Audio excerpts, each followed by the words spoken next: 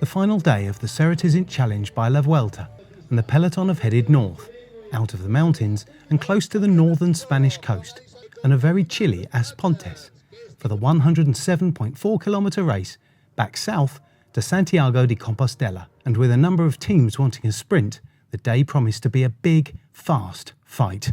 We really hope for a sprint today.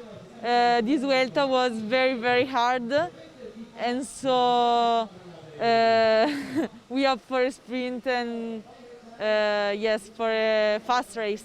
I think we saw yesterday Annemiek is super strong. It will be difficult to win the GC, but I think it's the last stage. Everybody is really ready to fight, and we will do also. I think there are a few teams like they want a bunch sprint, like Valcar with Balsamo, Leaf also with Kopecky. But I think another teams will try to do the breakaway, so it will be a hard also day. While it was cold when the riders rolled out of As Pontes, it soon warmed up. But it was never going to be as hot as the pace, as the riders raced way faster than the quickest predicted speed. That meant that though many tried, few managed to make a breakaway stick. However, late on in the race, 4 women emerged at the front, with Leah Thomas, Aliona Amialusic, Shirin van Anrooy and world champion Anna van der Breggen allowed 1 minute with 20 kilometres of the day remaining. Behind them though, the pace was up. The sprinters' teams wanted the day to be theirs, and they stretched the peloton out as they began to close the gap, with many of the big guns making their presence felt near the front. Van der Breggen and her colleagues were not giving up without a fight though, and kept working hard and together.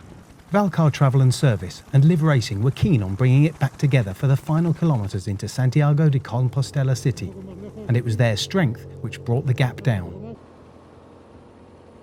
They reckoned without Leah Thomas though. With 10 kilometres to go, the American attacked the leading group and instantly got a gap.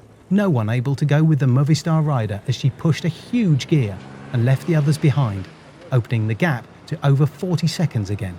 5 kilometres to go, and Thomas was still out front, and the predicted bunch finish was in doubt, the race flying through the city's suburbs, Thomas giving everything she had. On the steep ramps into the city, this was no normal sprint. 400 metres to go, and still she led. Back in the saddle now, 300 to go. Thomas checked her shoulder and saw the chasers, with Lotte Kopecky passing one side and Eliso Longoborghini the other. 2 national champions, 1 sprint, the Italian leading into the final flat 200 metres out of the saddle, riding as hard as she could. But Kopecky was still there, biding her time.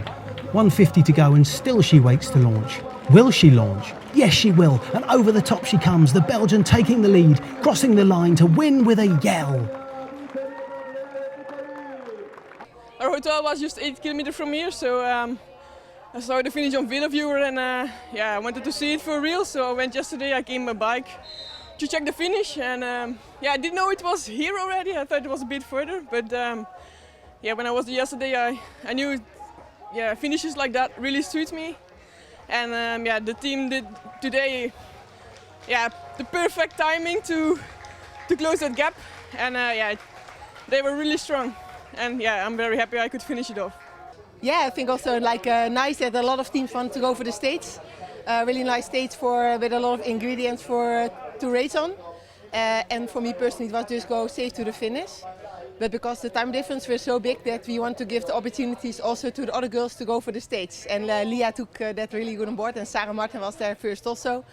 So I was really happy with them in the break, and I just had an easy day. But it's also really nice and important if my teammates also have sometimes the opportunity. And because the time difference was so big that there was today a really good day for it.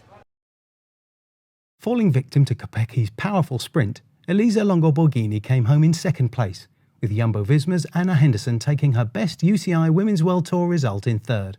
Catablanca Vas impressed in fourth, ahead of Silvia Zanardi. Annemiek van Vleuten dominated the general classification, winning by 1 minute and 34 seconds ahead of Marlen Reusser in second, and another Swiss rider, Elise Chabet, in third.